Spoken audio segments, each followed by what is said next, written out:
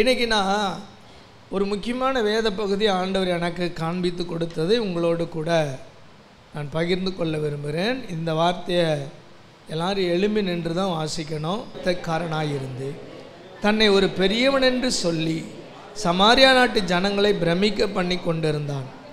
தேவனுடைய பெரிதான சக்தி இவன்தான் என்று எண்ணி சிறியோர் பெரியோர் யாவரும் அவனுக்கு செவி கொடுத்து வந்தார்கள். அவன் அநேக வருஷ காலமாய் தன்னுடைய மாய வித்தைகளினாலே அவர்களை பிரமிக்க பண்ணினதினால் அவனை மதித்து வந்தார்கள். தேவனுடைய ராஜ்யத்துக்கும் இயேசு கிறிஸ்துவினுடைய நாமத்துக்கும் ஏற்றவைகளை குறித்து பிலிப்பு பிரசங்கித்ததை அவர்கள் விசுவாசித்த போது புருஷரும் ஸ்திரீகளும் ஞானஸ்நானம் பெற்றார்கள். அப்பொழுது சீமோனும் விசுவாசித்து ஞானஸ்நானம் பெற்று பிலிப்பை பற்றி கொண்டு அவனால் நடந்த அடையாளங்களையும் பெரிய அற்புதங்களையும் கண்டு பிரமித்தான்.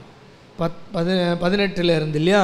அப்போஸ்தலர் தங்கள் கைகளை அவர்கள் மேல் வைத்ததினால் பரிசுத்த ஆவி தந்தருளப்படுகிறதை சீமோன் கண்டபோது அவர்களிடத்தில் பணத்தை கொண்டு வந்து, நான் எவன் மேல் என் கைகளை வைக்கிறேனோ அவன் பரிசுத்த ஆவியை பெறத்தக்கதாக எனக்கும் இந்த அதிகாரத்தை கொடுக்க வேண்டும் என்றான். பேதுரு அவனை நோக்கி, தேவனுடைய வரத்தை பணத்தினாலே சம்பாதித்து கொள்ளலாம் என்று நீ நினைத்தபடியால் உன் பணம் உன்னோடே கூட நாசமாய் போக கடவது. உன் இருதயம் தேவனுக்கு முன்பாக செம்மையாய் இராதபடியால் இந்த விஷயத்திலே உனக்கு பங்கும் இல்லை பாகமும் இல்லை. ஆகையால் நீ உன் துர்க்குணத்தை விட்டு மனம் திரும்பி தேவனை நோக்கி வேண்டிக்கொள். ஒருவேளை உன் இருதயத்தின் எண்ணம் உனக்கு மன்னிக்கப்படலாம். நீ கசப்பான பிச்சிலும் பாவ கட்டிலும் அகப்பட்டிருக்கிறதாக காண்கிறேன் என்றான். கரங்களை உயர்த்தி கர்த்தரை ஸ்தோத்திரம் பண்ணுவோம். ஸ்தோத்திரம் ஸ்தோத்திரம் ஸ்தோத்திரம். உட்காருவோம்.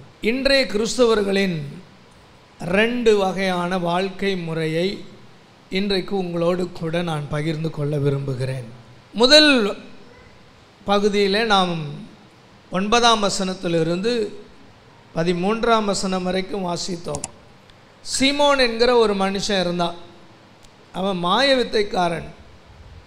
ரியாலிட்டியாக எதுவும் செய்ய மாட்டான். மேஜிக் ஷோனாலே அதுக்கு பின்னாடி ஒரு மாயம் அல்லது வித்தை, ஒரு தந்திரம் இருக்கும். நேச்சுரலாக இருக்கும். என்னப்பா அப்படி டக்குன்னு மாற்றிட்டான். ஆனால் அதில் ஒரு தந்திரம், ஒரு மாயை, ஒரு வித்தை இருக்கும். அவன் மாய வித்தைக்காரன், வித்தை காட்டுகிறவன். இப்போ நிறைய மேஜிக் ஷோலாம் நீங்கள் டிவியில் இதிலெல்லாம் காட்டுறாங்க, நீங்கள் பார்த்துருப்பீங்க.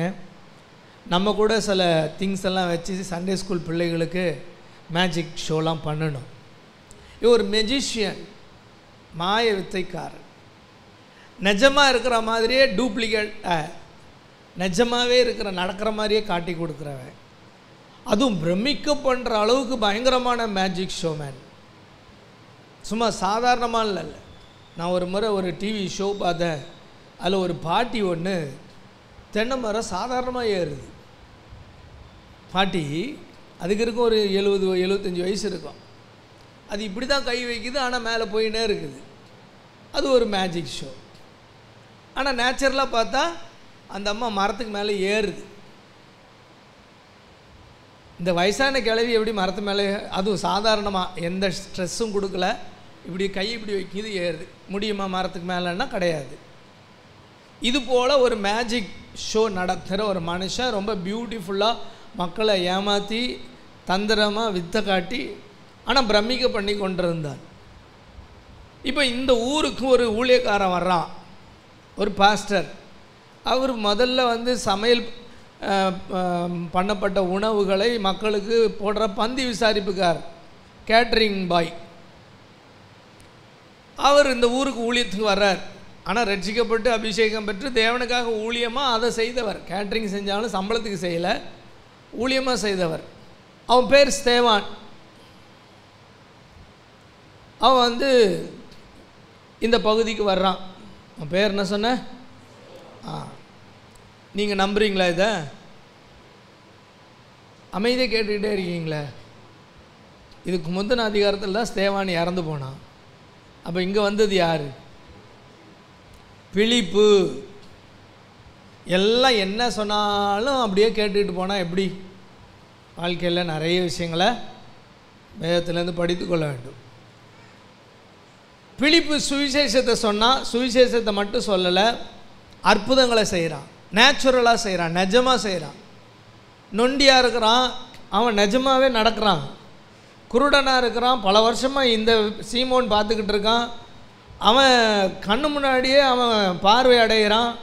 முடமாக இருக்கிறவன் நடக்கிறான், குருடன் பார்க்குறான், செவிடன் கேட்குறான், ஊமை பேசுகிறான், வியாதிகள் சுகமாகுது, பேய் பிசாசெல்லாம் உண்மையாகவே அலறி நடுங்கி ஓடுது. இதெல்லாம் பார்த்த உடனே சீமோனுக்கு ஒரு உள்ளுக்குள்ளே ஒரு ஏப்பா நம்ம வித்தை காட்டினான இவன் நிஜமாகவே செய்கிறானே அப்படின்னு சொல்லி ஒரு பெரிய ஃபெய்த் அவனுக்கு வந்துருச்சு, விசுவாசம் அவனுக்கு வந்துருச்சு. அவனுக்குள்ள ஒரு அந்த வசனம் என்ன சொல்லுதுன்னா 13ஆம் வசனம், அப்பொழுது சீமோனும் விசுவாசித்து ஞானஸ்நானம் பெற்று. பாருங்கள், இந்த சீமோன் விசுவாசித்தான். சபைக்கு வர எத்தனை பேர் இயேசுவை விசுவாசிக்கிறீங்கன்னு எனக்கு தெரியல. எல்லாருக்கும் விசுவாசத்தோடு சபைக்கு வர்றாங்களா அப்படின்னு கேள்வி கேட்டால் நீங்கள் தான் பதில் சொல்லணும். உங்களுக்கு அந்த விசுவாசம் இருக்கா கடவுள் மேலே? கடவுளையும் விசுவாசிக்கிறேன், ஏசப்பாவையும் விசுவாசிக்கிறேன், சர்ச்சுக்கு போனால் ஏதோ கொஞ்சம் அப்படி இப்படி பார்த்தா மக்கள்லாம் சந்தோஷமாக பேசுகிறாங்க அப்படி இப்படி, அதனால் சரி, இல்லை நான் கிறிஸ்தவன், இல்லை ஏதோ கடமைக்கு நம்ம போயிட்டு வந்துடணும், போனால் ஒரு நல்லது நடக்கும், பிளஸ்ஸிங், இந்த அடிப்படையில் வர்றவங்க இருக்காங்க. விசுவாசித்து சபைக்கு வர்றவங்க இருக்காங்க. இந்த ஃபஸ்ட்டு பார்ட் எப்படின்னா, விசுவாசிக்கிறான், விசுவாசத்தோடு நிற்கலை. விசுவாசம்னா என்னது? காணாது இருந்தும் பார்க்கலை ஆனால் இருக்குதுன்னு ஒருத்தன் முடிவு பண்ணுறதுக்கு பேர் தான் விசுவாசம். நான் பார்க்கலை ஆனால் நான் அது இருக்குதுன்னு நம்புகிறேன். ஏசு கிறிஸ்து இங்கே உலாவராரு சொல்கிறீங்க, நான் எங்கே ஏசு கிறிஸ்துவை பார்க்கலை, பட் உலாவராரு நான் நம்புகிறேன்.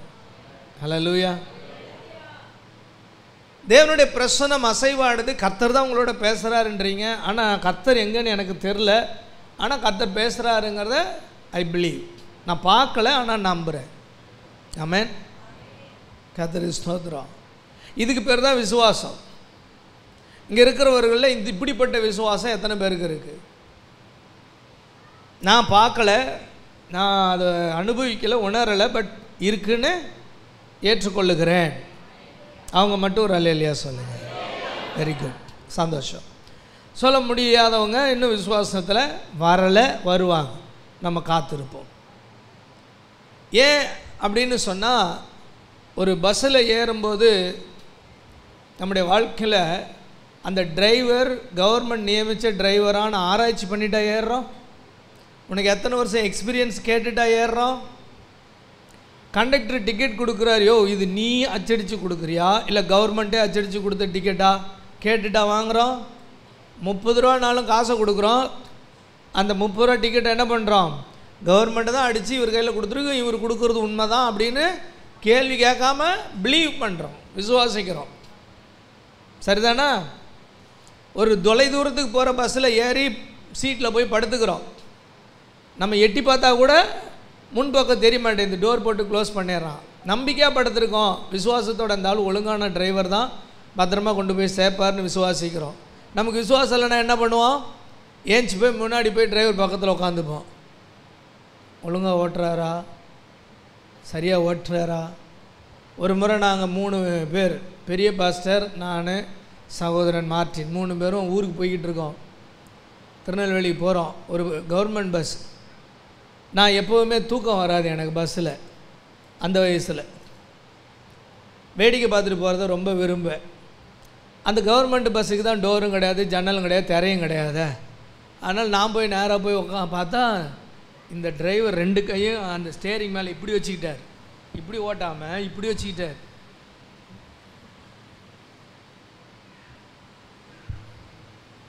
இப்படி போகுது வண்டி. நான் கண்ணத்தை நான் அவரை பார்க்குறேன், தூங்குறாரு அந்த ஆள். ஆனால் வண்டி ஒரு பிச்சு பெசல்கள் இல்லாமல் திருப்பத்தில் திரும்புது, நேராக போகுது, ஆனால் தூங்குறான் அந்த ஆள். ரொம்ப ஹெவியாக தூக்கம் வரும்போது, ஒரே டிரைவர் தான், அதில் கண்டக்டரும் கிடையாது. இந்த மாற்று டிரைவரும் கிடையாது, அந்த ஆள் ஒருத்தர் தான். சென்னையில் எடுத்தார், திருநெல்வேலியில் கொண்டு போய் சேர்த்தார். திடீர்னு நல்ல தூக்கம் ஓவராக வரும்போது ஒரு பாக்கெட் எடுக்கிறாரு, பிரிக்கிறாரு, பார்த்தா பான் பராக் பாக்கு கொட்டிட்டு இப்படியே சாஞ்சி ஓட்டுறாரு.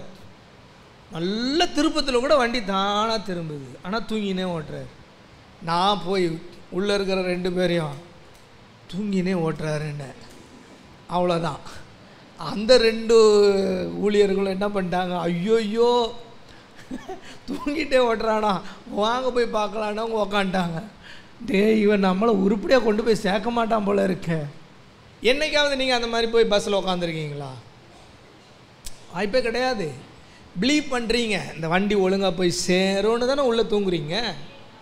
அதே தான் எல்லா விஷயத்திலும் உங்களுக்கு விசுவாசம் இருக்குது. கடவுள் விஷயத்தில், தேவனுடைய விஷயத்தில், ஆண்டவருடைய விஷயத்தில், இயேசு கிறிஸ்து விசுவாசிக்கிறதுல ஏன் அந்த விசுவாசம் வரல? ஆனால் இவனுக்கு விசுவாசம் வந்தது. விசுவாசம் வந்துச்சு, உடனே ஞானஸ்நானமும் எடுத்துட்டான். ஞானஸ்நானம் யார் எடுப்பா? விசுவாசம் வந்தவங்க தான் ஞானஸ்நானம் எடுப்பாங்க. விசுவாசம் இல்லாதவங்க ஞானஸ்நானம் எடுக்கிறதுக்கு வரமாட்டாங்க, முன் வரமாட்டாங்க. இவன் ஞானஸ்நானம் எடுத்துட்டான். எடுத்தவன் பிலிப்பை பற்றி கொண்டு இருக்க அந்த வசனம். ஆமாம், பிலிப்பை பற்றி கொண்டு ஊழியரோட நல்ல ஐக்கியமாக இருக்கிறான். சில விசுவாசிகள் விசுவாசிப்பாங்க, ஞானஸ்நானம் எடுப்பாங்க, ஆனால் பாஸ்டருக்கு அவங்களுக்கு சம்மந்தமே இருக்காது. அவரோட எதையும் கலந்து ஆலோசிக்கிறது கிடையாது, எதுவும் பேசுறது கிடையாது, எதுவும் அங்கே எல்லாம் நானே ராஜா, நானே மந்திரி, நானே முந்திரி, எல்லாம் நானே பார்த்துக்கிறேன். அவர் வந்தாரா, ஞாயிற்றுக்கிழமை பிரசங்கம் பண்ணாரா, அவ்வளோதான். போனேன்னா தோத்திரம் இல்லையோ, காணிக்க போட்டேன்னா, தசமாக கொடுத்தேன்னா, என் வேலை முடிஞ்சு நான் போய்கிட்டே இருக்கேன். பாஸ்டரோட அட்டாச்மெண்ட்லாம் கிடையாது. ஏன்னா அவர் பயங்கர பிஸி, ஏற்கனவே ரொம்ப ஓவராக பிஸி மேன் அப்படின்னு பண்ணிக்குப்பார். நிஜமாக பிஸிலாம் இல்லை. யாராவது சொன்னால் நம்பாதீங்க. வேலை வெட்டிலும் சும்மா வீட்டுக்கு மேலே உக்காண்ட்ருக்கார். அவர் ஒரு பய கூப்பிட மாட்டேன்றான் பிரசங்கத்துக்கு. எங்கேயாவது ஆராதனை நடத்துறதுக்காவது யாராவது கூப்பிடாங்கன்னா ஒருத்தரும் கூப்பிட மாட்டேன்றாங்க. சும்மா வெட்டியாக உக்காண்ட்ருக்கார். அதனால் எப்போல்லாம் உங்களுக்கு ஆலோசனை தேவையோ அப்போல்லாம் வாங்க. பிஸியாக இருக்கிற நேரம்னு ஒன்று வந்ததுன்னா அப்போ பார்த்துங்க. இப்போ சும்மாவே இல்லாதது போலாதெல்லாம் சொல்லக்கூடாது. பாஸ்டரோட ஐக்கியமாக ஆயிட்டார் இவர். பாஸ்டரோட எல்லாத்துலேயும் அட்டாச்மெண்ட். பாஸ்டரை பற்றி கொண்டார். பாஸ்டரை பற்றி கொண்டது மட்டும் பத்தாது, அடுத்த வசனம் என்ன சொல்லுது? அவனால் நடந்த அடையாளங்களையும் அற்புதங்களையும். பாஸ்டர் நடத்துகிற எல்லா கூட்டத்துக்கும் வந்துடுவான். சர்ச்சில் ஒரு கூட்டத்தையும் மிஸ் பண்ணல. அப்படின்னா தானே அடையாளங்கள் அற்புதங்கள் எல்லாவற்றையும் தானே இருக்குது அதில். அப்படியே இருக்கு. அவன் நடந்த அடையாளங்களையும் பெரிய அற்புதங்களையும். அற்புதங்கள் எல்லாம் அவன் பார்க்கணுன்னா கூட்டத்துக்கு வரணும். கூட்டத்துக்கு வந்துடுறான். சர்ச்சில் எந்த மீட்டிங் வச்சாலும் வந்துடுவான். சில விசுவாசிலாம் இருக்குது, ஞாயிற்றுக்கிழமை போயிட்டா பெரிய மலையே பேத்துட்டு போன மாதிரி. ஞாயிற்றுக்கிழமை போயிட்டோம், காலையில் போயிட்டோம், பாஸ்டர் பேசும்போது என்ன இடுப்பு வலி, 1 மணி நேரம் உக்காந்து அவனுக்கு தான் தெரியும். பாடா முஞ்சிச்சுரா என் ஆத்துமாவே கத்திரி சோத்ரி சொல்லும்போது வரும் பாருங்க ஒரு எழுப்புதல், ஒரு ரிவைவல் வரும் பாருங்க. பைபிள் எடுத்து சும்மா அப்படி அக்கல்ல தூக்கி வச்சுட்டு ஓடுற ஓட்டம் இருக்குது பாருங்க. புலி பாய்ச்சலில் ஓடுவாங்க, டக்கரா டக்கரா டக்கரா டக்கரா டக்கரா டக்கரா. நீ எதுக்குடானா கறி கடையில் போய் நிற்கிறதுக்கு. சண்டே அதுவும் பயங்கரமாக கூட்டம் இருக்கும். அங்கே போய் நின்றுக்கிட்டு கரெக்டாக உங்களுக்கு முந்தின ஆளுக்கு கறி தீந்து போச்சுன்னு சொன்னாங்கன்னா அந்த பாஸ்டர் தான் ஃபஸ்ட்டு. இந்த ஆள் இன்றைக்கி 10 காலுக்கு முடிக்க வேண்டியது, முடிச்சிருந்தானா கறி கிடச்சிருக்கும். வீட்டுக்கு வர வீட்டம்மா கேட்பாங்க, என்னங்க கறி இல்லை. நான் நினச்சேன் அந்த ஆள் 10 கால் தாண்டி முடிக்கும் போதே நினச்சேன் கறி கிடைக்காதுன்னு. இப்படி அநியாயத்துக்கு திட்டு வாங்க வேண்டிய ஆள் யார்? உனக்கு கறி கிடைக்கலன்னா நான் என்ன பண்ணேன்? கர்த்தருடைய வார்த்தை முக்கியமா அப்படின்னா கறி தான் முக்கியம். நான் பார்த்து வச்சுட்டு போனேன். போகும்போது வஞ்சிரம் மீன் இருந்துச்சு. 10:30 மணிக்கு என் முன்னாடி தான் ஒருத்தன் வந்து எடை போடுறான். ஐயோ, ஒரு 5 நிமிஷம் முன்னாடி வந்தாலே நாத்துமா கத்திரி சோத்திரி சொல்லல, அடுத்த வாரம் பார் காணிக்க போடும்போது ஏஞ்சி ஓடிடுறேன். சாப்பிட்டு வஞ்சர மீனாக சாப்பிட்டு உங்கள் பாஸ்டர் ஒரு 2-3 வாரத்துக்கு முன்னாடி பேசினார். பிரியமானவர்களே, உங்களை எல்லாரும் நீ இப்படி பேச வேண்டிய நிலைமை வராமல் பார்த்துக்க. வஞ்சரம் சாப்பிடக்கூடாதுன்னு டாக்டர் சொல்லியிருக்காரு. அவ்வளோ கொழுப்பு இருக்கும் அதில். சாப்பிடுங்க, தோத்திரம் பண்ணி நல்லா சாப்பிடுங்க. ஓவரை இப்படி இல்லாமல் அநியாயம் பண்ணி சாப்பிடாதீங்க. சந்தோஷமாக போங்க. அன்றைக்கி மீன் கிடைக்கலன்னா அதுக்கு ஒரு நல்ல காரணம்னு நினைங்க. அல்லேலூயா. ஆமாம், அன்றைக்கி கறி கிடைக்கலன்னா சந்தோஷம்னு நினைங்க. கர்த்தர் ஏதோ இன்றைக்கி வெஜிடேரியனை சாப்பிட வைக்கிறார். கூட்டத்துக்கு வர்றான், எல்லா கூட்டத்துக்கும் வந்துடுவான். இது ஒரு பார்ட். இதை கூட ஒழுங்காக செய்யாத சில விசுவாசிகள் இருக்க தான் செய்கிறாங்க. இந்த காலத்தில் விசுவாசிக்கிறது கிடையாது, ஞானஸ்நானம் எடுக்கலைன்னோ, பாஸ்டரோட அட்டாச்மெண்ட்டாக கிடையாது, நல்ல ஐக்கியம் கிடையாது. பாஸ்டர் உங்கள் சபையில் ஒரு ஆள் இப்படி தெரியுமா அப்படின்னா, அப்படியா அந்த ஆள் அப்படியா பண்ணியிருக்கு, அப்படியா எனக்கு ஒன்றுமே தெரியாத. இது நடந்து 6 மாதம்லாம் ஆச்சு. அடப்பாவுமே 1 வருஷம்லாம் ஆகுது, ஒன்றுமே தெரியாத. என்னத்தை இவரை போய் சொல்லி என்னத்தை பண்ணி என்ன பிரயோஜனம்? ஆனால் இவன் அப்படி கிடையாது. பாஸ்டரோட பற்றி கொண்டு அட்டாச்மெண்ட்டாக இருந்து என்ன பண்ணா, எல்லா அற்புதங்களையும் கண்டு பிரமித்தான். இந்த பாட்டு பெரும்பாலான விசுவாசிகள் வந்துடுறீங்க. ஞானஸ்நானம் எடுத்தவங்களாம் கை தூக்குங்க. ஞானஸ்நானம் எடுத்தவங்க எல்லாருமே கை தூக்குங்க, நல்லா தூக்குங்க. இத்தனை பேருக்காக ஆண்டவரே உமக்கு ஸ்தோத்திரம். சரி, கைகளை போட்டுருங்க. பாஸ்டர் நம்பர் எனக்கு தெரியும், என் ஃபோனில் இருக்குன்றவங்களாம் கை தூக்குங்க. யார் யாரெல்லாம் இல்லையோ எனக்கு தெரியல கூட்டத்தில். ஓகே, கைகளை போட்டுருங்க. எல்லா கூட்டத்துலேயும் வருவேன் அப்படின்றவங்க கை தூக்குங்க. தூக்குங்க தூக்குங்க, நல்லா தூக்குங்க. ஏமா நான் சொல்கிறது காலை ஆராதனை, மாலை ஆராதனை, அப்புறம் உபவாச கூட்டம், அப்புறம் பெண்கள் கூட்டம், அப்புறம் காத்திருப்பு ஜெபம், இதெல்லாம் இம்பார்ட்டன்ட் ப்ரேயர். அப்புறம் டெய்லி காலையில் 5 மணி ப்ரேயர், சாயங்காலம் 7 மணி ப்ரேயர். இந்த டெய்லி ப்ரேயரை வர்றவங்களும் இருக்காங்க, அவங்கள விட்டுறேன். மீதி எல்லா நிகழ்வுக்கும் நான் வருவேன்றவங்க கை தூக்குங்க பார்க்கலாம். இந்த 5 கூட்டத்துக்கு வருவேன், உபவாச கூட்டத்துக்கு வருவேன். இந்த இடத்துல நீங்கள் கோட்டை விட்டுருக்கீங்க. தயவுசெய்து சொல்கிறேன், நீங்கள் ரொம்ப நிறைய பின்தங்கி இருக்கீங்களோன்னு தோணுது எனக்கு. எல்லா கூட்டத்துலேயும் இந்த பிலிப்பு, இந்த சீமோன் வந்துட்டான். இவ்வளோ கூட்டத்தில் வந்தவனுக்கும் அவன் பண்ணுற ஒரு அற்புதத்தையும் பார்த்து பிரமித்த அவனுக்கு 2வது பார்ட்டு ஒன்று இருக்குது. 2வது பார்ட்டு தான் இன்றைக்கி ஞானஸ்நானம் எடுத்துடுறோம், சபைக்கு வந்துடுறோம், விசுவாசித்திருக்கிறோம், ஊழியக்காரரோட ஐக்கியமாக இருக்கிறோம், எல்லாம் ஓகே.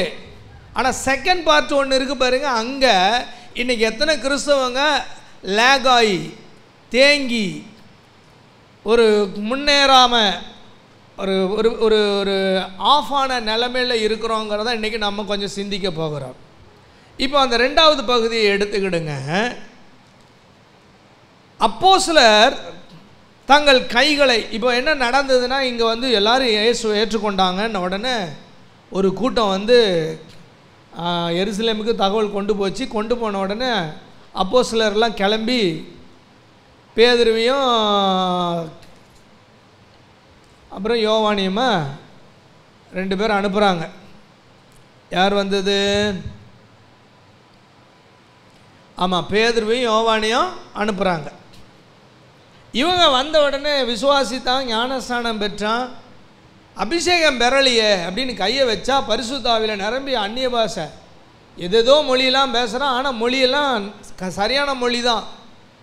அவன் பேசுகிறத பார்த்தோன்னே சீமோன் பார்க்குறான், என்னடா இது, இவன் கையை வச்சா அற்புதம் நடக்குது, அங்கேருந்து எவனோ 2 பேர் வந்தானுங்க, கையை வச்சா எல்லாம் பரிசுத்த ஆவியை பெறானுங்க, ஒன்றுமே புரியலையே, புது புது பாஷையெல்லாம் பேசுகிறானுங்க, தமிழே தெரியாது, படித்த மக்கு, படிக்காத மக்கு, தெலுங்கு பேசுது, ஹிந்தி பேசுது, கன்னடம் பேசுது, உருது பேசுது, மராத்தி பேசுது, என்னடா இது ஆச்சரியமாக இருக்குன்னு அவனுக்கு நம்ப முடியல.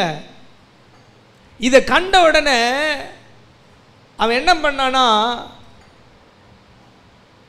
கொஞ்சம் பணத்தெல்லாம் எடுத்துகிட்டு வந்து, மேஜிக் ஷோ பண்ணி சம்பாதிச்ச பணத்தெல்லாம் எடுத்துகிட்டு வந்து பேதுரு கையில் கொடுத்து, இந்த பாருங்க பாஸ்டர், கொஞ்சம் பணத்தெல்லாம் வச்சிங்க. எவ்வளோ பணம் கொடுத்துருப்பாரு? சரி, ஒரு பெரிய பாஸ்டர்கிட்ட இருந்து ஏதாவது வாங்கணுன்னா சும்மா ஒரு 100-200 கொடுத்துருக்க முடியாது. ஏதோ கொஞ்சம் அள்ளி கொடுத்துருப்பார். எவ்வளோன்னு போடலை, அதனால் நம்ம எதுவும் சொல்ல முடியாது. அது 10 ரூபாயும் இருந்திருக்கலாம், 10 லட்சமும் இருந்திருக்கலாம்.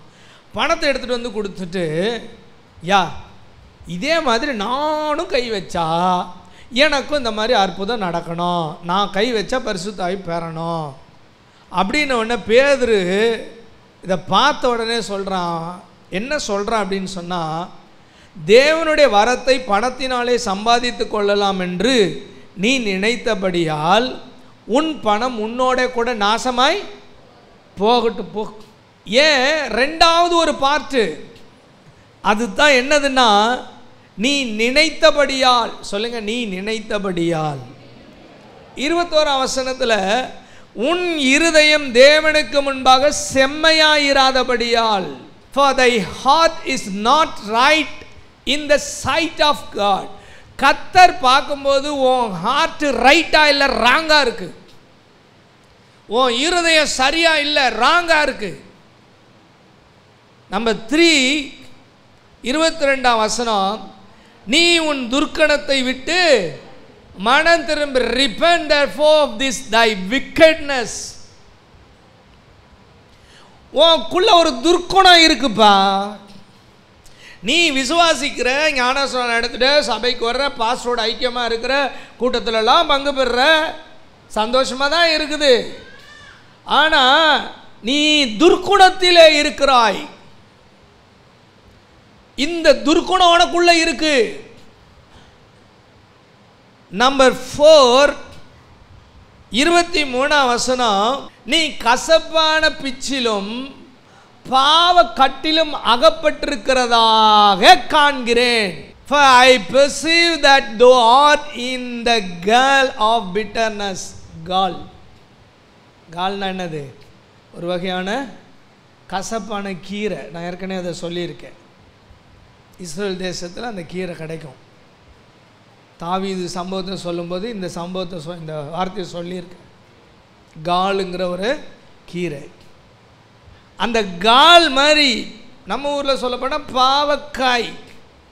பாவக்காய் மாதிரி உன் வாழ்க்கை தேவனுக்குடைய வாயில் வைக்க முடியல, உன்னை ருசிக்க முடியல, உன்னை சுவைக்க முடியல. நீ கசப்பான ஒரு மனுஷனாக வாழ்ந்துக்கிட்டு இருக்க. கசப்பான பிச்சில் உன்னுடைய லைஃப் இருக்கு அப்படின்னு நான் பார்க்குறேன். பாவக்கட்டில் இருக்கிறேன் நான் பார்க்குறேன். பாருங்க, நாம் ரெண்டாவது பார்ட் என்னன்னா, ஃபஸ்ட்டு பார்ட்டு வெளிப்படையாக விசுவாசித்து ஞானஸ்நானம் எடுத்து பாஸ்டர் கூட இருந்து எல்லாம் ஓகே. பட் இன்னர் மேன், உள்ளான மனுஷன், அந்த ஹார்ட் இன்னும் சரிப்பட்டு வரல, இன்னும் சரியா ஆகல. அங்கத்தான் நம்ம கவனிக்க தவறுறோம். ஞானஸ்நானம் எடுத்துட்டேங்க, விசுவாசிட்டேங்க, சபைக்கு வர்றாங்க, தசமாக கொடுக்குறாங்க, காணிக்கெல்லாம் போடுறாங்க. பட் இதெல்லாம் ஓகே. இது ஃபர்ஸ்ட் பார்ட். செகண்ட் பார்ட், உன்னுடைய உள்ளான மனுஷன் எப்படி இருக்கிறான்னா, நம்பர் 1, உன் நினைவு தவறு. ஃபர்ஸ்ட் பாயிண்ட் நான் சொன்ன பாருங்க, நீ நினைத்தபடியால் உன் பணம். நீ நினைத்தபடியால். சொல்லுங்க, நீ நினைத்தபடியால். 20ஆம் வசனத்தில் இருக்கு, நீ நினைத்தபடியால். Thou hast thought. உன்னுடைய எண்ணம், உன்னுடைய நினைவு ராங்கா இருக்கு. நம்பர் 2, உன்னுடைய ஹார்ட் ஆண்டவர் பார்க்கும்போது சரியா இல்லை, ராங்கா இருக்கு. உன் ஹார்ட் ஆண்டவர் பார்க்குறார். என்னடா இவன் வெளியில் பார்த்தா விசுவாசத்தோட ஞானஸ்நானம்லாம் எடுத்து பயங்கரமாக இருந்தானா, உள்ளே பார்த்தா சரியில்லையே, இவன் ஹார்ட் வேற மாதிரி இருக்குதே, இவனுடைய லட்சணம் வேற மாதிரி இருக்குதே, இவனுடைய மைண்ட் வேற மாதிரி இருக்குதுன்னு ஆண்டவர் பார்க்கிறார். மனிதன் முகத்தை பார்ப்பான், தேவன் இருதயத்தை பார்க்கிறார். ஹல்லேலூயா. ஆண்டவருக்கு மட்டும்தாங்க நம்முடைய ஹார்ட்டுடைய நிலைமை தெரியும். நம்பர் 3, அதுக்குள்ள பார்த்தா ஹார்ட் ஏன் சரியில்லைன்னு பார்த்தா துர்குணம். என்னது சொல்லுங்க? துர்குணம். அடுத்த வசனத்தில் இருக்குல்ல 22, 21 இல்லையா, 22 இருக்கு. துர்குணம், உள்ள வேற குணம், ராங்கான ஒரு குணம் இருக்குது, தவறான ஒரு குணம், ஆண்டவருக்கு பிடிக்காத ஒரு குணம் உனக்குள்ள இருக்கு. அந்த துர்குணத்தை நீ இன்னும் பார்க்கல. உன் இருதயம் செம்மையா இல்லை, அதை நீ கவனிக்கல. உன் நினைவு தவறா இருக்குது, அதை நீ கவனிக்கல. நீ துர்குணத்தை இருக்கிற, அது உனக்கு தெரியல. கசப்பான பிச்சு, உள்ள கசப்பு வச்சுக்கிட்டு வாழ்ந்துகிட்டு இருக்க நீ. உன் இருதயத்துக்குள்ள வந்து ஸ்வீட் ஹார்ட் அப்படின்னு ஆண்டவர் உள்ள வரலான்னு பார்த்தா த பிட்டர்னஸ், ஆங்கிலத்தில் அப்படி தானே இருக்கு 23ல், பிட்டர்னஸ். அந்த கசப்பான அந்த பாவக்காவை வாயில் வச்சு மாமிட்டே எடுத்துருவான் ஜலல்லாம். ஆண்டவரும் பார்க்குறாரு, இப்போ உன் இருதயத்தில் கசப்பா இருக்கியேப்பா, பாவக்கட்டில் இருக்கிய. இதை இன்றைய விசுவாசிகள், திருச்சபை மக்கள் கவனிப்பது இல்லை. அவுட் ஆஃப் ஃபோக்கஸ் மட்டும்தான் அவங்களுக்கு இருக்குது. வெளியில் ஒயிட் அண்ட் ஒயிட், வெளியில் ஒரு ட்ரெஸ், வெளியில் ஒரு அழகான மேக்கப், ஒரு ஹேர் ஸ்டைல், ஒரு ஒரு தோற்றம், ஒரு அழகான ஒரு அமைப்பு. Okay okay, it's all right, you are best, you are great, okay, நல்லா இருக்கீங்க, அருமையாக இருக்கீங்க. ஆனால் உள்ள அந்த ரெண்டாவது பார்ட்டு இன்றைய சபையின் மக்கள் கவனிக்க தவறுகிறார்கள். அவங்க நினைவு சரியில்லை, அவர்கள் இருதயம் தேவனுடைய பார்வையில் சரியில்லை. உள்ளே துர்க்கணம் இருக்கிறது, கசப்பான பிச்சு இருக்கிறது, பாவ கட்டு இருக்கிறது. இதை அழகா 3 விஷயத்தில் உங்களுக்கு விளக்கம் கொடுக்குறேன் பாருங்க. அவனை அழகா ஜட்ஜ் பண்ணுறதுக்கான வேர்ட்ஸை நான் சொல்கிறேன் பாருங்க. இது என்ன மாதிரி, ஏன் அப்படி இருக்கிறான் அப்படிங்கிறதுக்கு 19ஆம் வசனத்தை நீங்கள் வாசிச்சிங்கன்னா, நான் சொல்லுங்க, நான் எவன் மேல் என் கைகளை வைக்கிறேனோ, நான் I am I lay hands whomsoever. இந்த வேர்ட்ஸ் எல்லாம் பாருங்களேன். நான், the proud of me, என்னை குறித்து நான், சொல்லுங்க நான். அவன் வார்த்தையை பாருங்க, நான், I am நான். ஹல்லேலூயா. இந்த நான்கிற வார்த்தை எதை குறிக்கிறதுனா, பெருமையை குறிக்கிறது, பெருமையை குறிக்கிறது. நான் 2 பேர் சர்ச்சுக்கு போனாங்க ஜெபம் பண்ண. ஒருத்தன் ஜெபம் பண்றான், லூக்கா 18ஆம் அதிகாரம் 11ஆம் வசனம். தேவனே, நீங்க இப்படி வாசிக்கணும், தேவனே நான், சொல்லுங்க நான். இப்போ வாசிங்கம்மா, அதே மாதிரி வாசிங்க பார்க்கலாம். பரிசேயன் நின்று, தேவனே, அங்கே பாருங்க, அந்த அழகாக ஆச்சரிய குறி போட்டு பாருங்க, தேவனே.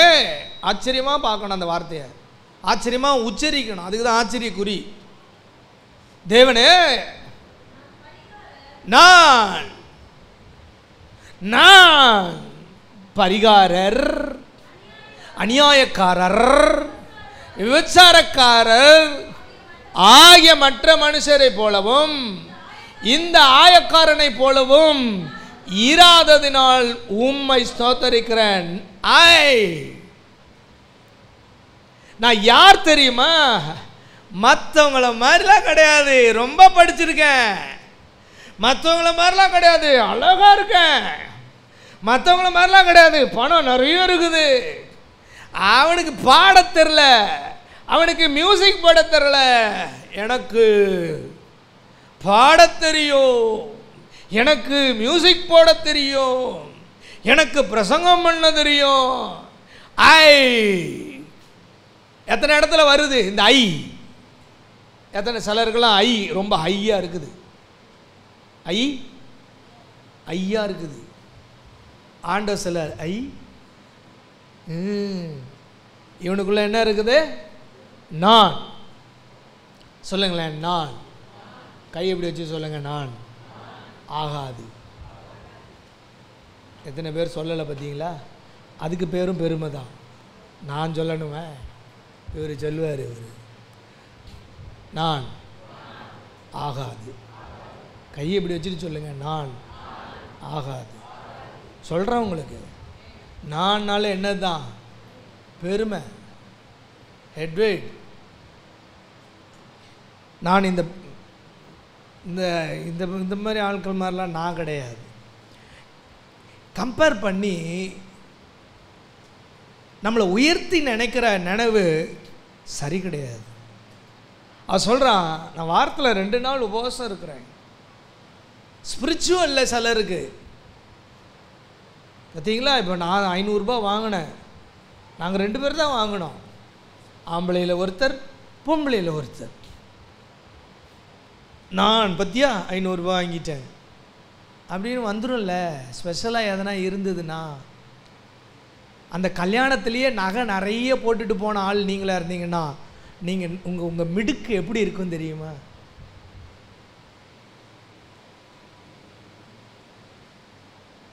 நடையா இது, நடையா இல்லை?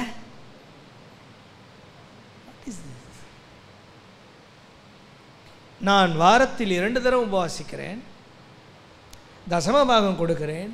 மத்தேயு 13 அதிகாரம் 15ஆம் வசனத்தில் ஆண்டவர் சொல்கிறாரு, பெருமைன்னா எதை சொல்கிறார் பாரு. கண்கள்னால் காணாமலும் கேளாமலும்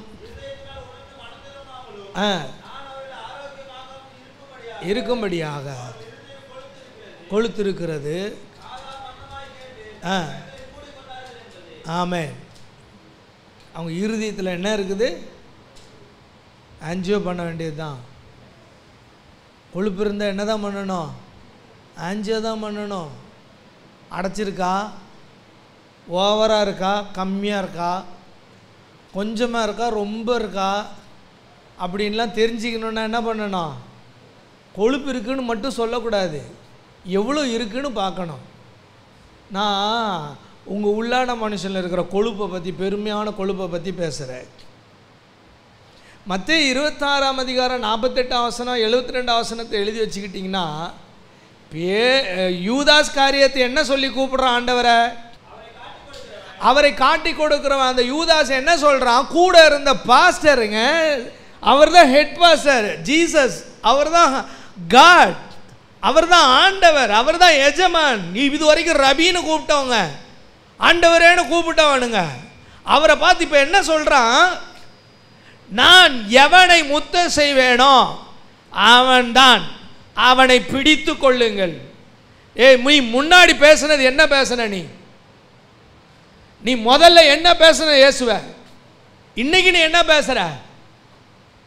அவனுடைய ஹார்ட் சரியா இருந்துதா? 3.5 வருஷம் இயேசுவோட கூட இருந்தான, என்ன பிரயோஜனம்? அவனுடைய இருதயம் எவ்வளோ மோசமாக இருக்குதுன்னு இந்த வசனம் காட்டுது பாருங்க. 30 காசுக்காக போய் இயேசு இவ்வளோ கேவலமாக பேசுகிறான். That nonsense man. ஹல்லேலூயா. எவ்வளோ வருது எனக்கு. அவன் இயேசுவே ஆண்டவரே தேவனேன்னு சொன்னவன் இப்போ என்ன சொல்கிறான்? எவனோ அவன்தான், அவனை பிடித்து கொள்ளுங்கள், அவன்தான் அவன்தான் சொல்லுவோமா? உங்கள் பாஸ்டர் சொல்லுவீங்களா நீங்கள்? இயேசுவை சொல்கிறான். சரி 72 வாசிங்க. இங்கே ஒருத்தன் அவனும் ஆண்டவரே கர்த்தாவே இயேசுவே சொன்னவன் தாங்க. இந்த பையனும் 3.5 வருஷம் கூட இருந்தவன் தான். அவன் என்ன சொல்கிறான் பாருங்க. அவனோ அந்த மனுஷனை நான் அறியேன் என்று ஆணையிட்டு மறுபடியும் மறுதளித்தான். அவன் யாருன்னு எனக்கு தெரிலப்பா அப்படின்னு சொல்லினதும் மட்டும் இல்லாமல் சபிக்கவும் நாசமாக போவான், விளங்காம உருப்பிடாமல் போவான். இப்படியா சொல்கிறது? சபிக்கவும் சத்தியமா மரியாதை இல்லாமல் ஒரு இடத்துல தூஷித்தான்னு இருக்குங்க. தூஷித்தான மட்டமாக பேசினான்னு அர்த்தம். ஏடா இவ்வளோ நேரம் இயேசுவோட கூட உட்காந்துக்கிட்டு இருந்தீங்களடா, அவர் தான் எஜமான் நீங்களடா, அவர் தான் ஆண்டவர் நீங்களே, இப்போ என்னடா ஆச்சு உங்களுக்கு? அப்போ இருதயம் இயேசுவை ஆண்டவராக உண்மையாக ஏற்றுக்கொள்ளல. அவங்க கேடுகட்ட இருதயம். சரி 2 பேருக்கும் மன்னிப்பு கொடுக்கப்பட்டதா? 2 பேரும் மரியாதை குறைவாக தானே பேசினாங்க. பேதுருக்கு மட்டும் ஏன் மன்னிப்பு கொடுக்கப்பட்டுச்சு? யூதாஸுக்கு ஏன் மன்னிப்பு கொடுக்கப்படலை? பெருமை. ஐயோ காட்டி கொடுத்துட்டேன், உணர்ந்துட்டான். பேதுரு ஐயோ நான் பேசிட்டேன், ஆண்டவர் சொன்னாரே சேவல் கூறுக்கு முன்னாடி மறுதளிப்பேன்னு சொன்னாரே, சொன்ன மாதிரியே மறுதளிச்சிட்டேனே, திட்டேனே, ஐயோ 2 பேருமே ஃபீல் பண்ணாங்க. ஆனால் யூதாஸ் காரியோத்து ஏன் செத்து போனான் அப்படின்னா, அந்த 30 வெள்ளி காசையும் கொண்டு போய் ஆலயத்தில் தூக்கி எரிஞ்சிட்டு 4 கொண்டு செத்தான், தூக்கு போட்டு செத்துட்டான். என்ன பண்ணா? ஏன் செத்தான்? பேதுரு ஏன் சாவலை? நான் இயேசுவை காட்டி கொடுத்தேன், நாளைக்கு இந்த சீசர்கள் மத்தியில் போய்ட்டு எப்படி மூஞ்சில் முழிப்பேன்? அவன் என்ன நினைப்பான்? அவன் என்ன நினைப்பா? மரியாளம்மா என்ன நினைப்பா? இயேசு கிறிஸ்து என்ன நினைப்பாரு? இவன் என்ன நினைப்பான்? அவன் என்ன நினைப்பான்? என் கௌரவம் என்ன ஆகுறது? எனக்கு இருக்கிற பிரிஸ்டீஜ் என்ன ஆகுறது? பெருமை. தற்கொலை பண்ணி சாவு. பேதுருக்கு பெருமை கிடையாது, அதனால் அவன் சாவலை. இவன் போனான். அவன் என்ன நினைப்பான்? இந்த என்ன நினைப்பான்னு நினைக்கிற ஆட்களுக்கு சொல்கிறேன். ஊரில் இருக்கிறவங்களாம் என்ன நினைப்பான்? அவன் என்ன நினைப்பான்? இவன் என்ன நினைப்பான்? ஐயோ என்ன சொல்லுவாங்க நம்மளை அப்படின்னு நினைக்கிறவங்களுக்கு சொல்கிறேன், உனக்கு பெருமை இருக்குது. அதனால தான் அது உன்னால் ஏற்றுக்கொள்ள முடியல. என்னன்னா சொல்லிட்டு போட்டோம், நம்முடைய கர்த்தராகிய இயேசு கிறிஸ்துவை சொல்லாத வார்த்தைகளா? அவரை விடவா நம்மளை யாராவது கேவலமாக பேச போகிறாங்க? Praise the Lord. பெருமை. கவனிங்க, பணம் வந்த உடனே சிலருக்கு பெருமை வருது. சங்கீதம் 49:6 வாசிக்கும்போது கடகடன்னு வாசிங்க.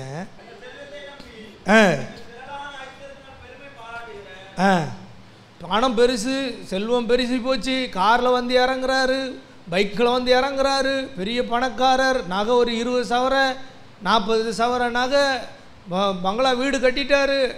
உடனே அப்படி என்ன ப்ரௌடு வருது? வரக்கூடாது,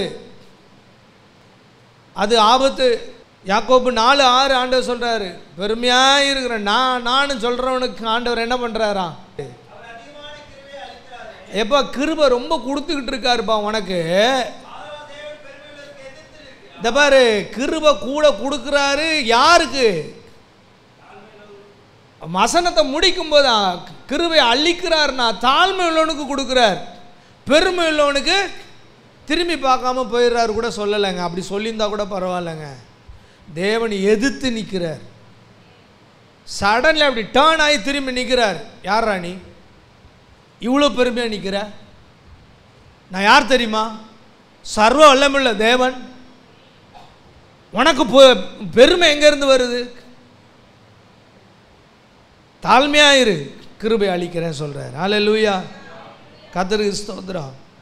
அதனால தான் ஆண்டவர் என்ன பண்ணுறாருன்னா 1 யோவான் 2:16 எனக்கு இந்த வசனம் எனக்கு புதிய வெளிச்சத்தை ஆண்டவர் கொடுத்தார். இந்த வசனத்தை வாசிக்கும்போது, ஏனெனில் மாம்சத்தின் இச்சையும் கண்களின் இச்சையும் ஜீவனத்தின் பெருமையும் ஆகிய உலகத்தில் உள்ளவைகள் எல்லாம் பிதாவினால் உண்டானவைகள் அல்ல, அவைகள் உலகத்தினால் உண்டானவைகள். ஏன் ஆண்டவர் இந்த பெருமையை ஆண்டவர் இங்கே எழுதி வச்சிருக்கிறார்? 3 இம்பார்ட்டன்ட் பாயிண்ட்டை சொல்லிட்டு 3வது பெருமையை சொல்கிறாரு. இது நான் உண்டாக்குனதில்லை, உலகத்தில் நீ ப்ரௌடாகவே இருன்னு சொல்லி கொடுப்பான். இயேசு சொல்கிறாரு தாழ்மையாக இரு, ஹம்பிள்னஸோட இருன்றார் ஆண்டவர். ஹல்லேலூயா. அதுக்கு ஆண்டவர் எனக்கு இந்த வசனத்துலேருந்து சொல்லி கொடுத்த விளக்கம் என்ன தெரியுமா? இந்த பாருப்பா, எனக்கும் பெருமைக்கும் சம்மந்தம் கிடையாது. நான் பெருமை உண்டாக்கலை, பெருமை என்கிட்ட கிடையாது. நீ யாரு? உன்கிட்ட நான் பேசுறதுக்கு? நீ யாரு? உன்னால ஒரே ஒரு பூமியை கூட உன்னால உண்டாக்க முடியுமா? முடியாது. நீ யாரு? உன்கிட்ட நான் வந்து இத்தனை வருஷமா பேசிக்கிட்டு இருக்கிற அளவுக்கு நீ அவ்வளோ பெரிய ஆளா அப்படின்னு நான் யோசிக்காம உன்னையும் மதித்து நான் பேசுகிறேனே, எனக்கு தாழ்மை இருக்கா இல்லையா? பெருமை இருந்தா பேசுவார் ஆண்டவர். நான் ஒரு பூமியை உலகத்தில் இருக்கிற மொத்த பேர் சேர்ந்தாலும் கூட உங்களால் உருவாக்க முடியாது. ஒன்று வேணாங்க, பூமியில் இருக்கிற மொத்த பேரை சேர்ந்து இருக்கிற எல்லா பீச்சில் இருக்கிற கடல் அலைய போயிட்டு தடுத்து நிறுத்திடுங்களா பார்ப்போம். ஒரு கேடயத்தை வச்சுக்கிட்டு நிறுத்திடுங்களா பார்ப்போம். எல்லோரும் சேர்ந்து ஒன்றும் பெரிய வேலைலாம் வேண்டாம், பீச்சில் போயிட்டு தண்ணி மழை வருத ஒரு 10-20 அடி உள்ளே போய் நின்று ஒரு ஷீல்டை வச்சு தண்ணி வராமல் தடுத்து பாருங்களாம் பார்ப்போம். ஷீல்டே இல்லாமல் கடல் அங்கேயே நில்லுன்னு சொன்னவர் கர்த்தர். ஹல்லேலூயா. அவர் சொல்கிறார், உன் பெருமை அலைகளின் பெருமை அடங்க கடவுது, இங்கேயே நில்லுன்னா நில்லு. ஒரு முழு உலகத்தில் இருக்கிற அத்தனை பேரும் சேர்ந்து இதே போல் ஒரு பூமியை உருவாக்க முடியுமா? எல்லா விஞ்ஞானிகளுக்கும் சவால், எல்லா சயின்டிஸ்டுக்கும் சவால். ஓன்லி ஒன் எர்த், நட்சத்திரம்லாம் வேண்டாம், ஒரே ஒரு நட்சத்திரத்தை உன்னால் உண்டாக்கி இதே மாதிரி அந்தரத்தில் தொங்க விடு பார்ப்போம். உன் அறிவு, ஞானம், புத்தி, பலம், திறமை எல்லாத்தையும் பயன்படுத்தி முடியுமா? அது முடியாதுல்ல. நான் எத்தனை நட்சத்திரத்தை வானத்தில் தொங்க விட்டுருக்கேன், பூமியோட பெருசாக சின்னதாக அன்சைஸ்லாம் தொங்கி, எல்லாம் கோடிக்கணக்கான அண்டோம்பாங்க, கேலக்ஸிம்பாங்க. எத்தனை கேலக்ஸி இருக்குது? 5000 கோடி கேலக்ஸி இருக்குது. எத்தனை கோடி? நான் சொல்ல, சயின்டிஸ்ட் தான் சொல்கிறாங்க. எத்தனை கேலக்ஸி இருக்குது நீங்களே போட்டு பாருங்கள். 5000 கோடி கேலக்ஸி இருக்குது. ஒரு கேலக்ஸிக்குள்ளே எத்தனை ஸ்டார்ஸ் இருக்குது தெரியுமா? 5000 கோடி ஸ்டார்ஸ் இருக்குது. ஒரு கேலக்ஸிக்குள்ளே 5000 கோடி ஸ்டாரை வச்சுட்டு அதே மாதிரி 5000 கோடி கேலக்ஸியை உருவாக்கி வச்சுருக்கிறேன். நான் எவ்வளோ பெரிய தேவன், போயும் போயும் வாங்கிட்ட நான் பேசணுமா அப்படின்னு அவர் என்னைக்காவது நினைச்சாரா? நினைச்சா இத்தனை வருஷம் பேசிக்கிட்டு இருப்பாரா? இஸ்ரவேல் ஜனங்களோட 2000 வருஷம் பேசுகிறாரு. எப்போ? ஆபிரகாம் காலத்தில் இருந்து இயேசு கிறிஸ்து காலம் வரைக்கும் பேசப்படுது. இப்போ பேசலை, ஆண்டவர் நிப்பாட்டார். 2000 வருஷம் இன்ட்டு 365 நாள் போட்டுக்குங்க. எத்தனை நாள் வருது? 7 லட்சத்து சில்லற. 7 லட்சத்துக்கும் மேலான நாட்களில் எத்தனை முறை ஆண்டவர் எத்தனை விதமாக யார் யாரெல்லாம் வச்சு பேசுகிறார. அவனுங்க சொன்ன வார்த்தை என்ன தெரியுமா? போன வாரம் ஞாயிற்றுக்கிழமை ஈவினிங் சர்வீஸில் அதை தியானித்தோம். லூக்கா 13ஆம் அதிகாரம். எருசலேமே எருசலேமே 13:34 சொல்லுங்கள் எல்லாரும். எருசலேமே எருசலேமே, தீர்க்கதரிசிகளை கொலை செய்து உன்னிடத்தில் அனுப்பப்பட்டவர்களை கல்லெறிகிறவளே, கோழி தன் குஞ்சுகளை தன் சிறகுகளின் கீழே கூட்டி சேர்த்து கொள்ளும் வண்ணமாக நான் எத்தனை தரமோ உன் பிள்ளைகளை கூட்டி சேர்த்து கொள்ள மனதாயிருந்தேன். எனக்கு மனசு இருக்குப்பா. என்ன கவனிக்கிறீங்களா? எனக்கு மனசு இருக்குப்பா. 2000 வருஷமாக என் பிள்ளைகளோட பேசிக்கிட்டே இருக்கேன். திருந்துங்கடா திருந்துங்கடா திருந்துங்கடா, மாறுங்கடா மாறுங்கடா மாறுங்கடான்னு பேசிக்கிட்டே இருக்கேன். நான் பெரிய தேவன், அழிச்சிடுவேன். கையில் இப்படி பூமி இப்படி பிடிச்சி இப்படி நசுக்கணுன்னா உள்ளக்கிற மொத்த பேர் செத்துருவீங்க. செயலியே பொறுமையாக தானே இருக்கேன், அமைதியாக தானே இருக்கேன், பேசிக்கிட்டே தானே இருக்கேன். எனக்கு மனசு இருக்கு. ஏன் 2000 வருஷம் ஆகிய இஸ்ரவேல் ஜனங்கள் திருந்தலைன்னா அந்த கடைசி வார்த்தை என்ன வார்த்தை? அது உங்களுக்கோ உனக்கு மனசே இல்லைடா, சர்ச்சுக்கு 8 மணிக்கு ஏஞ்சி வரணும்னு உனக்கு மனசு இல்லைடா, ஆராதனை பண்ணணும்னு உனக்கு மனசு இல்லை, என் சம்பாத்தியத்தில் கொஞ்சம் ஆண்டவருக்கு ஊழியத்துக்கு கொடுக்கணும்னு மனசு இல்லைடா, சுவிசேஷம் சொல்கிறதுக்கு உனக்கு மனசு இல்லை, பைபிள் படிக்க உனக்கு மனசு இல்லை, ஜெபம் பண்ண உனக்கு மனசு இல்லை, 2000 வருஷமாக பேசிக்கிட்டு இருக்க, உனக்கு மனசு இல்லை. ஓ மனசெல்லாம் என்ன சொல்லுது தெரியுமா? டிவியில் நாடகம் பார்க்க உனக்கு மனசு இருக்குது, யூடியூப் பார்க்க மனசு இருக்குது, எல்லாத்துக்கும் உனக்கு மனசு இருக்குது. ஆனால் சர்ச்சுக்கு வர்றதுக்கு உனக்கு மனசு இல்லை, ஜெபிக்க உனக்கு மனசு இல்லை. உங்களுக்கு மனசு இல்லாமல் போச்சு. உங்களுக்கோ மனது இல்லாமல் போயிட்டு. எத்தனை வருஷம் மனசு இல்லை?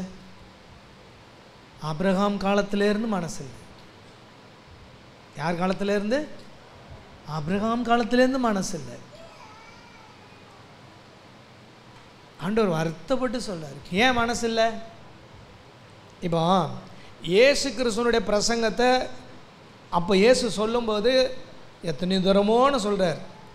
நிறைய பிரசங்கம் 3.5 வருஷம் இயேசு பல இடத்துல பிரசங்கம் பண்ணியிருக்கார். வழக்கந்தோறும் சர்ச்சுக்கு சண்டே போயிடுவார். அவர் அந்த ஓய்வு நாள் தோறும் வழக்கத்துக்கு தோறும் போயிடுவார். அவர் அப்போ வழக்கந்தோறும் 3.5 வருஷத்தில் ஒரு 150 வாரம் வச்சுப்போமே, 150 வாரமும் பேசுகிறார். அப்புறம் அங்கங்கே கடல் கரையில் மணலில் மலைக்கு மேலே அங்கே இங்கே உட்காந்து ஏகப்பட்ட பிரசங்கம், கேள்வி கேட்டால் பிரசங்கம், நிறைய ஏகப்பட்ட பிரசங்கம். இவ்வளோ பிரசங்கத்தையும் கேட்டாங்க. வார்த்தைக்கு பஞ்சம் இல்லைங்க இன்றைக்கி. அதுவும் இப்போ இருக்கிற கிறிஸ்தவங்களுக்கு பாஸ்டர் பிரசங்கத்தை அடுத்த வாரம் இதே பிரசங்கத்தை அடுத்த வாரம் கேட்கலாம். ஒன்று யூடியூப்பில் வந்துடும்.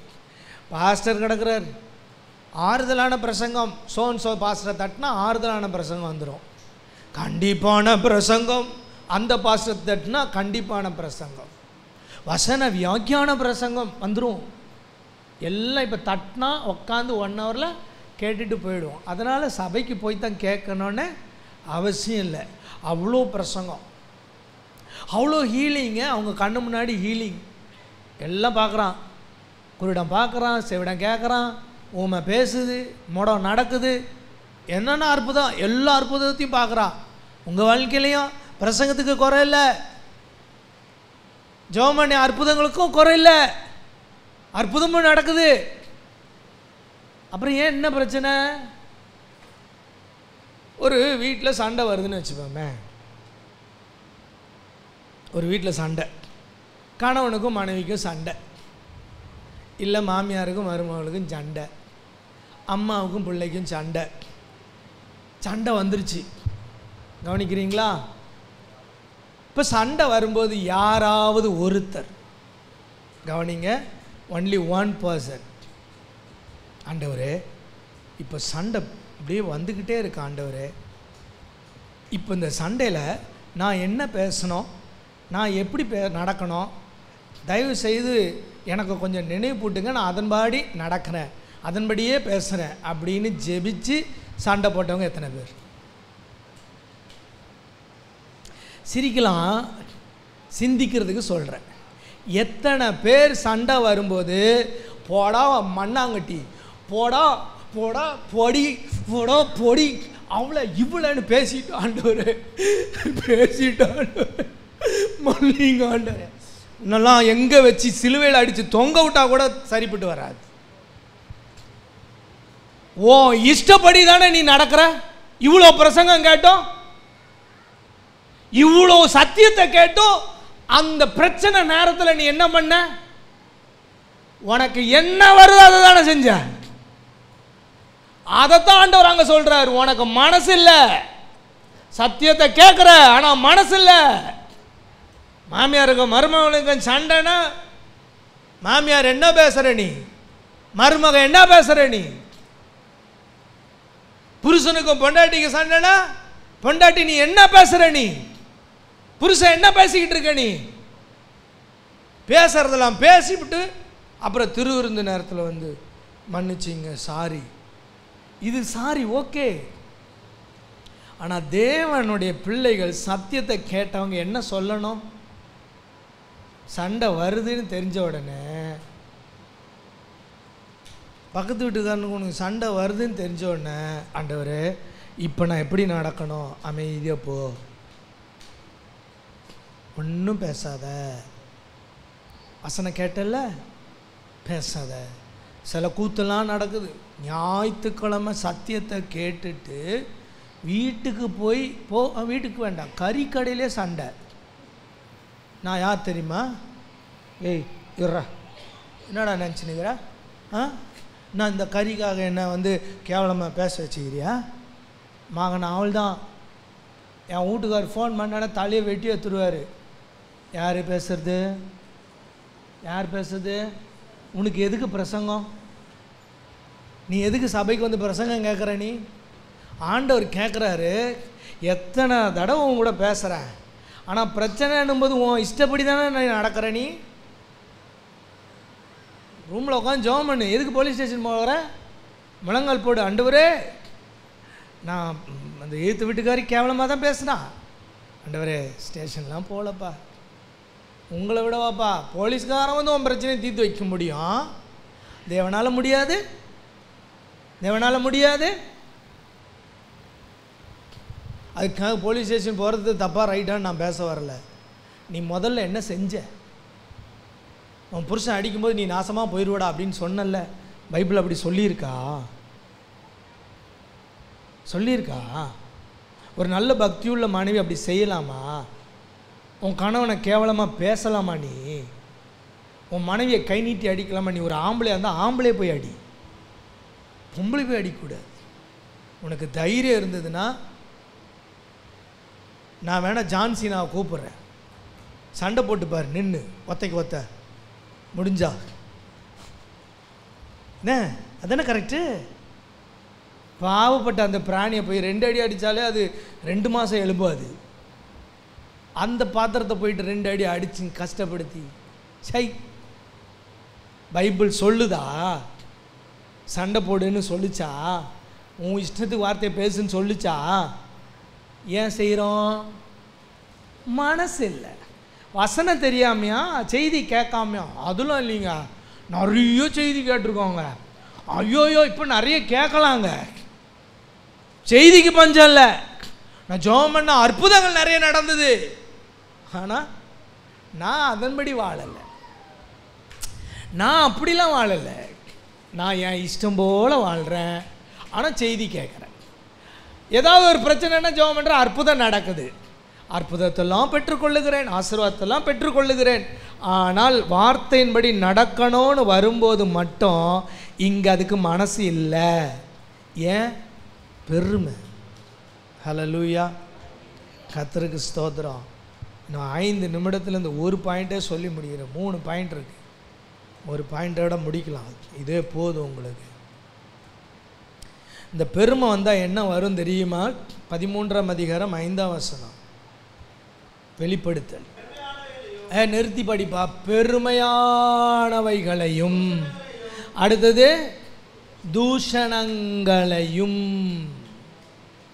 பெருமை யாருக்குள்ளே இருக்குதோ அவங்க வாயிலையும் இருதயத்திலையும் தூஷணம் வந்துன்னே இருக்கும். தூஷணம் என்னது? பிளாஸ்பெமிஸ். பிளாஸ்பெமிஸ் அப்படின்னா என்னது? மதிகெட்ட, அவமானப்படுத்தும், நிந்திக்கும் சொற்கள். அவமதிக்கப்பட்ட, நிந்திக்கப்பட்ட, அவமரியாதையான, நிந்தனையான சொற்கள். இந்த சென்னை பாஷையெல்லாம் பேச வேண்டாம், சென்னை பாஷை பேச வேண்டாம். ஒருத்தரை அவமதிப்பாக பேசுகிறீங்க பார்த்தீங்களா? கணவனுக்கு மனைவிக்கு சண்டைனா, மனைவி கணவரால் பாதிக்கப்பட்டுச்சுன்னா, அப்புறமா அவங்க சொந்தக்காரங்க இல்லை ஃப்ரெண்டுக்கிட்ட ஃபோனை போட்டு, என் வீட்டுக்காரன் அஷ்டாண்டி, அவன் கிடக்குறான் நாசமாக போகிறவன், அவன் கை நிச்சயமாக இன்றைக்கி ஒடியுதா இல்லையா பாரு, அவன் இவன். இதுக்கு பேர் என்னதுன்னா தூஷணம். ஹல்லேலூயா. பக்கத்து வீட்டுக்காரனா, ஏற்று வீட்டுக்காரனா, மேல் வீட்டுக்காரனா சண்டை போட்டால், அந்த ராட்சசி இருக்காளே, அந்த நாய் இருக்காளே, அந்த பன்னி இருக்காளே, அவள் பண்ணியா நாயா? அவள் யார்? உன்னை போல் ஒரு மனுஷி. பேசுறியா? பெருமை இருக்கிற இடத்துல தூஷணம். தூஷணத்துக்கு முன்னாடி ஏன் உன்னால் மற்றவங்களை அற்பமாக பேசுகிற, அற்பமாக நடத்துகிற, கேவலமாக பேசுகிற, கேவலமாக நினைக்கிறேன்னா உனக்குள்ள பெருமை இருக்குது. இந்த தூஷணத்துக்கு முன்னாடி பெருமை நிற்கிது பாருங்க வசனம். ஆண்டவர் சொல்ல, தாழ்மையாக இரு, தாழ்மையாக இரு. 1 பேதுரு 5:5 ஆண்டவர் சொல்கிறாரு, வாலிபர்கள் உங்களை பற்றி சொல்கிறாரு, பெரியவங்களுக்கு கீழ்ப்படிங்கப்பா. அப்பா அம்மாவுக்கு மட்டும் இல்லை, நல்லது சொல்கிற எல்லா பெரியவங்க பேச்சும் கேட்கணும். இதில் பவுல் அழகாக சொல்கிறார், ரோமர் 11:18 அழகாக சொல்கிறார், தப்பார்ப்பா கிளை, நீ கிளைய, வேர் தேவன், வேறு தான் உன்னை சுமக்குது, நீ சுமக்கிறதா நினச்சி பாராட்டாத. இப்போ ப்ரீத் பண்ணுறீங்களே, விடுங்க பார்க்கலாம் மூச்சு, விடுங்க பார்க்கலாம். இது நீங்கள் விட்டதில்லை, தேவன் வச்சது. நீங்கள் மூச்சு விட்றீங்களே அப்படின்னு பிடிச்சாருன்னா மூச்சு நின்றுரும். அவர் ஸ்டாப் பண்ணாருன்னா மூச்சு நின்றுரும். இங்கே ஆண்டவர் சொல்கிறாரு, நீ உன்னால் எல்லாம் நடக்குதுன்னு நினைக்காத, நான் உன்னை சுமக்கிறேன். சொல்லுங்கள், நான் உன்னை சுமக்கிறேன். பக்கத்தில் இருக்கும்பா சொல்லுங்கள், கர்த்தர் உங்களை சுமக்கிறார். கொஞ்சம் தைரியமாக சொல்லுங்கள், கர்த்தர் உங்களை சுமக்கிறார். சொன்னீங்களா? தம்பி, தங்கச்சி, அக்கா, அண்ணா, அம்மா, அப்பா, தாத்தா, பாட்டி, குட்டி பசங்களா, எல்லாருக்கும் சொல்கிறேன், உன்னால் இல்லை, உன்னை சுமக்கிற தேவனால் தான் நீ வாழ்கிற. இன்னொரு வசனத்தை பவுலே சொல்கிறாரு, 1 கொரிந்தியர் 1:27 மற்றும் 28, 29 வாச்சிங்கன்னா, இந்த பாருப்பா, உன்னை சர்ச்சுக்குள்ளே நான் கூப்பிட்ருக்கேன்னா, நீ பிரைம் மினிஸ்டரோ, சிஎம்மோ, பெரிய மினிஸ்டரோ, பெரிய சீஃப் மினிஸ்டரோ, சென்ட்ரல் மினிஸ்டரோ, இணை மத்திய அமைச்சரோ, பெரிய ஐஏஎஸ் ஆஃபீஸர்னாலே உன்னை நான் அழைக்கலை. அவங்களெல்லாம் விட்டுட்டு நான் ஏன் உன்னை அழைச்சேன் தெரியுமா? இந்தியா நடக்கணுன்னா இங்கே இருக்கிற எவராவது போய் பிரதமராக உட்காந்தா இந்தியா நடக்குமா? நான் உட்காந்தா இந்தியாவை நல்லா நடத்துவேன்னு சொல்கிறவங்க கை தூங்க பார்க்கலாம். வாய்ப்பே இல்லை. நானும் முடியாது தான், அவ்வளவு ஞானி நான் கிடையாது. சரி, தமிழ்நாட்டையாவது நான் வந்து நடத்த முடியுமா? தமிழ்நாட்டின் முதலமைச்சராக இருந்து நான் நடத்திடுவேன் பாஸ்டர் அப்படின்னு சொல்கிறவங்க யாராவது இருக்கீங்களா? கஷ்டந்தாயா. ஆனால் முதலமைச்சரை கூப்பிடாம உன்னையும் என்னையும் ஏன் ஆண்டவர் கூப்பிட்டாரு? ஆண்டவர் சொல்கிறாரு, அவங்கள வெட்கப்படுத்துறதுக்கு. எவங்கள? ஐஏஎஸ்ஸு, ஐபிஎஸ்ஸு, ஐஎஃப்எஸ்ஸு, அந்த எஸ்ஸு, இந்த எஸ்ஸு, அந்த புஸ்ஸு, அந்த பஸ்ஸு, எல்லாத்தையும் அசிங்கப்படுத்துறதுக்காக. உங்களை மாதிரி பெரிய பிரில்லியண்ட்லாம் எனக்கு வேண்டாம். பாவப்பட்ட, பேதையா, பாதிக்கப்பட்ட, கைவிடப்பட்ட, ஒதுக்கப்பட்ட ஜனங்களை நான் பிடிச்சிக்கிறேன். அவங்கள தூக்கிட்டு வந்து ஐஎஃப்எஸை விட பிரில்லியண்ட்டா, ஐஏஎஸை விட பிரில்லியண்ட்டாக நான் மாத்துறேன்யா அப்படின்றார் ஆண்டவர்.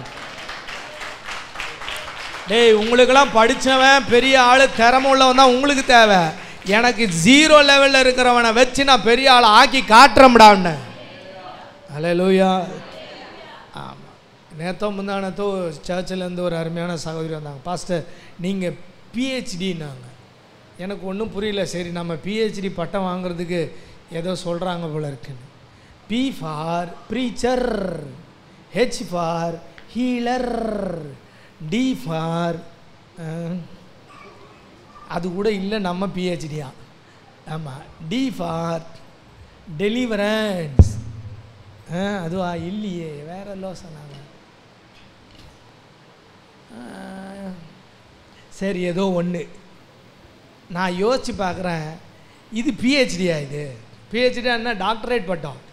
அதுக்கு நிறைய தீசஸ்லாம் எழுதணும். அதுக்கு தனியாக ஏகப்பட்ட பிரச்சனை இருக்குது பிஹெச்டின்னா. அந்த பிஹெச்டி பட்டம் வாங்கணும்னு வாங்கலை, ஆனால் நீங்கள் ஒரு பிஹெச்டி பாஸ்டர். அல்லேலூயா. எப்படி எப்படி? ஆமென், அல்லேலூயா. ஆமாம், டெலிவரன்ஸ் தான் நினைக்கிறேன். ஹீலிங், டெலிவரன்ஸ், டெவில் டெலிவரன்ஸ், பிசாசு ஓட்டுறது, அற்புதங்களை செய்கிறது, பிசாசு ஓட்டுறது, ப்ரீச் பண்ணுறது. ஆமென் சொல்லுவோமா? நீங்கள் தான் பிஹெச்டி அப்படின்னா. இன்றைக்கி நான் சொல்கிறேன் பாருங்களேன், இதில் பெருமை பாராட்ட ஒன்றுமே கிடையாது. we are 0 but God make a hero. ஹல்லேலூயா. ஆமாம், நம்ம எல்லாம் பூஜ்யம், ஆனால் ஆண்டவர் அவர் உருவாக்குறாரு நம்மளை. ஆமாம், 0வாக இருக்கிற நம்மளை ஹீரோவாக ஆக்குறது தேவன் தான். இதில் ஆன உடனே பெருமை வேறு கொஞ்சம். என்ன டேவிட் பிரதர்? ஆமாம், இந்த பாஸ்டருக்கு பாட்டு பாடுறது, மியூசிக் போடுறது தெரிஞ்ச உடனே அல்லேலூயா, என்ன நீங்கள் பாடுறீங்க, ஒழுங்காக பாட வேண்டிய அல்லேலூயா வரக்கூடாது. நான் ஒன்றுமே கிடையாது. 2 பேர் பைபிள் அப்படி இருந்தாங்க. காட்டி கொடுத்துட்டா சீக்கிரமாக போயிடலாமா? ஆதியாகமத்தின் புஸ்தகம் 32 அதிகாரம் 10 வசனம். இப்படி இருக்கிறது தான் அடுத்த கட்ட நடவடிக்கை. அது என்ன அப்படின்னு சொல்கிறேன்.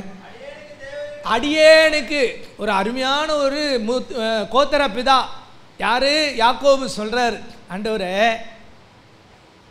ஆண்டவரே இன்னைக்கு நான் இவ்வளோ நல்லா இருக்கிறேன்னா சொல்லுங்க பார்க்கலாம். ஆண்டவரே ஆண்டவரே இந்த அடியேன் நல்லா இருக்கிறேன்னா, நடக்கிறேனா, ஓடுறேனா, பேசுகிறேனா, சாப்பிட்றேனா, நிற்கிறேன்னா, வாழ்கிறேனா, அது என்னால் இல்லைப்பா, நீங்கள் போட்ட பிச்சைப்பா, நீங்கள் காட்டிய தயவுப்பா. அது சொல்கிற பாருங்க, அடியேனுக்கு தேவரீர் காண்பித்த எல்லா தயவுக்கும் எல்லா சத்தியத்துக்கும் நான் எவ்வளவு வேணும் பாத்திரன் அல்ல. வெறும் கையும் கொழுமா வந்த அம்மா வயிற்றுல இருந்து அரசவர மோதிரத்தோட வந்தவங்க அல்ல இல்லையா? சொல்லுங்க பாப்போம்.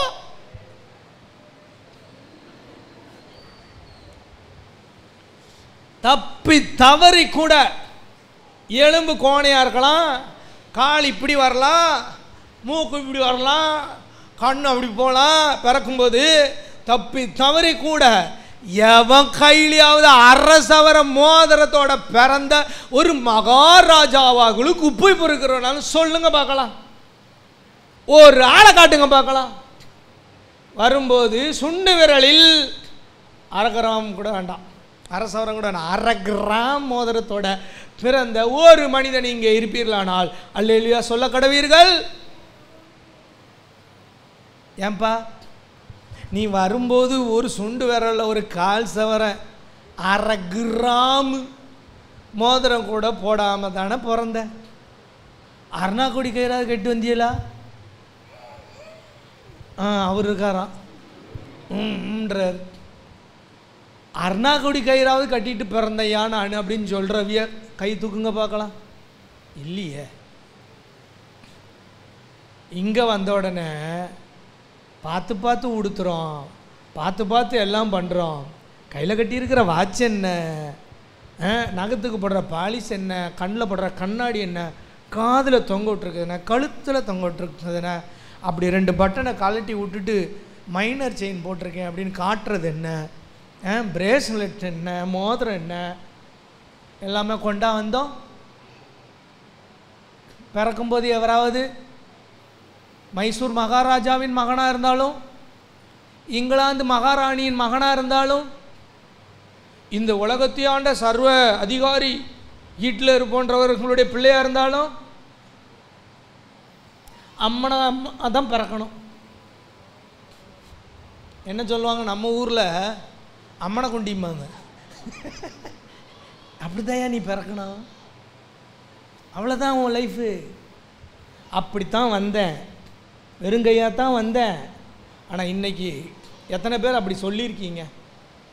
டெய்லி ஆண்டவரை பார்த்து, ஐயா இதுக்கெல்லாம் காரணம் நீங்கள் கொடுத்த தயவையா, நீங்கள் காண்பித்த தயவையா, நான் இன்னைக்கு நிற்கிறேன்னா நீங்கள் காட்டின தயவையா, உள்ள பைப்பில் இரும்பு ஸ்டெண்ட்டை வச்சுட்டு நிற்கிறேன்னா நிற்க வச்ச தயவு அவரது தானே இல்லை? இன்னைக்கு ஒவ்வொரு மனுஷனுடைய வாழ்க்கையில் இரும்பா என்னன்னு தெரியாது எனக்கு, அது ஏதோ ஒரு மெட்டல் இருக்கும். கர்த்தர் கிரியை செய்கிற தேவன். இன்னொரு வசனத்தை வாசிச்சிருங்க, 1 சாமுவேல் முடிப்போம். 1 சாமுவேல் 9ஆம் அதிகாரம் 21ஆம் வசனம். இவர் சொல்கிறார் பாருங்க, இவர் சொல்கிற டயலாக் ரொம்ப பிரயோஜனமாக இருக்கும். அப்பொழுது நான்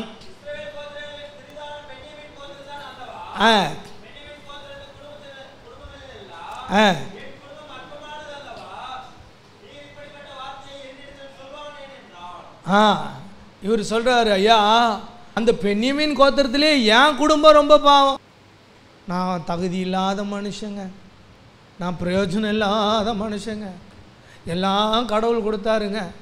அப்படி தான் சொன்னார். ஒரு நாள் வந்துச்சுங்க, இவர் நல்ல பெரிய லெவலுக்கு வந்துட்டார். இன்றைக்கி ஆண்டவர் சொல்லார பெரிய ஆள் ஆக்கிறதுக்கே பயப்படுறார்.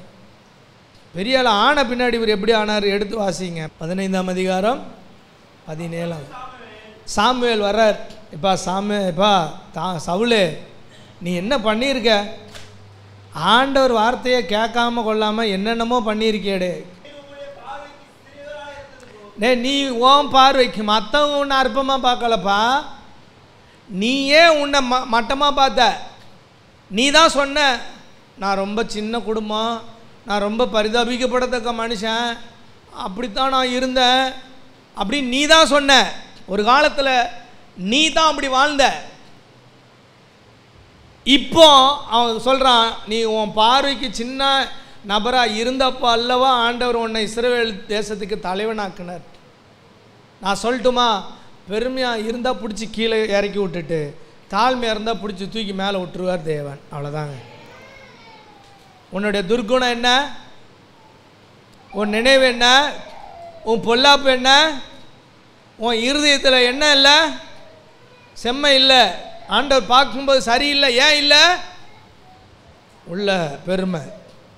உனக்கு கொடுக்கப்பட்டதை நீ நினைத்து ஆண்டவரை துதிக்கிற ஒரு காலத்தை தாண்டி இப்போ கொஞ்சம் வளர்ந்துட்ட உடனே, கொஞ்சம் பெரிய இது வந்துட்ட உடனே உன்னையும் அறியாமல் நெஞ்சை நிமித்திக்கிட்டு போகிற, உனக்கு மரியாதையும் தெரியல, கர்த்தருக்கு பயப்படணுங்கிற பயமும் தெரியல, நீ கர்த்தரை முக்கியத்துவப்படுத்தவும் இல்லை, உன்னை பற்றி பெருமையாக பேசுகிற. ஆண்டவர் சொல்றார், இதை ஸ்டாப் பண்ணு,